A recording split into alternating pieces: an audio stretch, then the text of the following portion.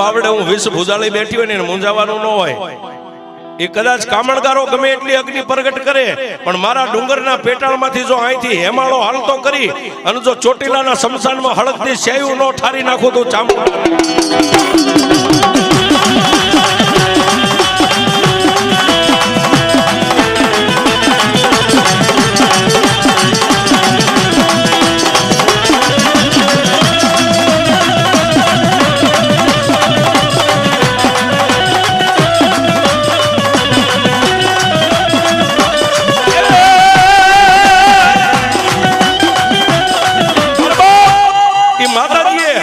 હિમાલયનું પાણી આવે એમ પાણીનો ધોધ ડુંગર નીચેથી નીકળ્યો.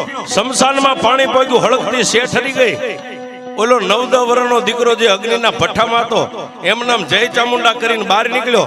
પણ તેથી મારી ચામુંડાએ કીધું, દરબાર હવે જે મારું હિમાલયનું પાણી ડુંગર